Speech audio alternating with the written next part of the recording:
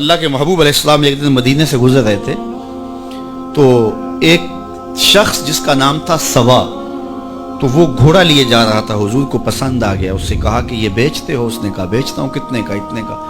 کہا کہ رکو میں اس کی قیمت لے کے آیا اور تمہیں دیتا ہوں۔ کسی نے اس کو رکے ہوئے دیکھا تو پوچھا یہاں کیوں کھڑے ہو؟ اس نے کہا مسلمانوں کے نبی سے اس گھوڑے کا سودا ہو گیا ہے تو وہ قیمت لینے گئے۔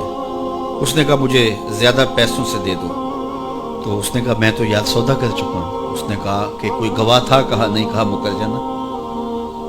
اس کو پیسوں کی لالچ آ گئی، اس نے کہا ٹھیک ہے حضور، اتنے میں قیمت لے کے پہنچ گئے۔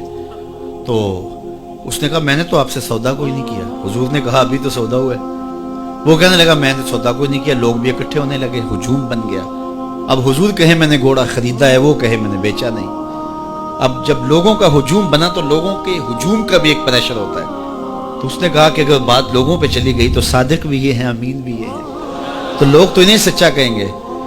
اس نے کہا اچھا آپ مجھے یہ بتائیں کہ جب دو آدمیوں کے مابین یوں نزاع بن جائے تو اس میں تصفیہ کی صورت کیا ہوتی ہے آپ کی شریعت میں؟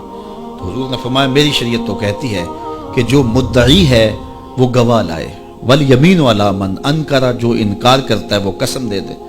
اس نے کہا پھر ٹھیک ہے، آپ کا دعویٰ ہے کہ آپ نے گھوڑا خریدا ہے تو پھر آپ گواہ دیں، اور اگر آپ کے پاس گواہ نہیں ہے تو پھر میں قسم دے دیتا ہوں۔ جھوٹ اس نے پہلے بول لیا تھا، قسم دینا اس کے لیے مشکل نہیں تھا، اس کو یہ بھی پتا تھا گواہ کوئی نہیں۔ تو اس نے کہا جناب آپ گواہ پیش کر دیں تو میں گھوڑا دے دیتا ہوں جس قیمت پہ آپ بتا رہے ہیں، اور اگر آپ کے پاس گواہ نہیں ہے تو پھر میں قسم دے دیتا ہوں۔ اب بھری بزم تھی، لوگوں کا ہجوم تھا، اور اس نے ایک ایسی بات کی۔ قبل اس سے کہ کچھ دیر گزرتی، حضرت حذیفہ بن یمان الانصاری رضی اللہ تعالیٰ عنہ آگے بڑھے اور کہا کہ گواہی مانگتا ہے؟ اس نے کہا جی میں گواہی مانگتا ہوں۔ تو کہا میں گواہی دیتا ہوں، جتنے میں حضور نے بتایا اتنے میں سودا ہوا ہے اور حضور نے گھوڑا خریدا ہے۔ اس نے کہا جی ٹھیک ہے میرا مطالبہ پورا ہو گیا، گواہی چاہیے تھی، درکار تھی، گواہی مل گئی۔ تو اس نے گھوڑا دے دیا اور قیمت اس نے لے لی۔ قیمت اس نے اپنی مرضی کی گھوڑے کے مطابق ہی لی تھی، وہ تو زیادہ پیسوں کے لالچ میں مکرا تھا۔ تو خیر اس کو راستہ نکلنے کا مل گیا، لوگ ہٹنے لگے تو حضور نے حضرت حذیفہ رضی اللہ تعالیٰ عنہ کو اشارے سے قریب کیا اور کہا کہ تم نے گواہی دی، تم تو موقع پہ موجود ہی نہیں تھے، تو تم نے گواہی کیسے دی؟ تو حضرت حذیفہ رضی اللہ تعالیٰ عنہ نے کہا حضور گھوڑا کیا ہے، آپ کے کہنے پہ تو ہم نے رب کی گواہی دے دی، ہم نے رب کو دیکھا تھا، آپ نے کہا نہ ہے تو ہم نے مان لیا، تو یہ گھوڑا کیا ہوتا ہے؟ تو حضور نے حضرت حذیفہ کا ہاتھ پکڑ کے فضا میں بلند کیا اور لوگوں کو کہا جانے والوں رک جاؤ۔ لوگ ٹھہر گئے۔ کہا کسی عدالت کچہری میں گواہ کی ضرورت ہو تو میری شریعت دو گواہ مانگتی ہے، لیکن جہاں میرا خزیمہ ہوگا، ہاں حذیفہ نہیں، خزیمہ بن ثابت انصاری رضی اللہ عنہ، جہاں میرا خزیمہ ہوگا وہاں ایک ہی گواہی دو کے قائم مقام ہوگا۔ فیض پہنچا اے رضا احمد پاک کا، ورنہ ہم کیا جانتے خدا کون ہے۔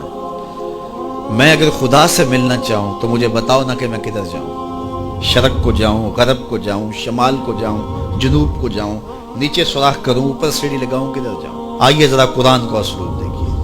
وَإِذَا سَأَلَكَ عِبَادِي أَنِّي فَإِنِّي قَرِيبٌ، حبیب میرے بندے تیرے پاس آ کے میرا پوچھتے ہیں، بندے میرے ہیں، مجھے ڈھونڈتے ڈھونڈتے تیرے پاس آ گئے اور تیرے پاس آ کے پھر میرا پوچھنے لگے۔ فَإِنِّي قَرِيبٌ، ان آنے والوں کو بتلا دیجئے کہ میں دور نہیں ہوں، نیڑے ہوں۔ فاتقیبیہ کے بعد علماء تفسیر نے لکھا کہ کل مقدر ہے، یہاں کل ماننا پڑے گا۔ فَإِنِّي قَرِيبٌ اے فَقُلْ إِنِّي قَرِيبٌ، ان کو کہہ دیجئے کہ وہ دور نہیں، آگے ہو تو مل جائے گا۔ یہ ہے ترجمہ کل کے مقدر ماننے سے۔ لیکن صوفیہ فرماتے ہیں کل کو مقدر ماننے کی ضرورت ہی کیا ہے، بات ہی سیدھی ہے۔ حبیب میرے بندے مجھے ڈھونڈتے ڈھونڈتے تیرے تک آ گئے، تو محبوب جب تیرے تک آ گئے میں پھر بھی دور ہوں۔ میرے بندے جب مجھے ڈھونڈتے ڈھونڈتے تیرے تک جو آ گئے تو محبوب تیرے تک آگے ہیں تو میرے تک آگے، یہ تیرے پاس آ کے پھر میرا پوچھ رہے ہیں، جو تیرے پاس آگے وہ میرے پاس آگے، چونکہ تیرے تک پہنچنا ہی تو میرے تک پہنچنا ہے۔ تو کہا اگر خدا تک پہنچنا ہے تو مصطفیٰ تک جانا ہوگا، بس یہی راستہ خدا تک پہنچتا ہے۔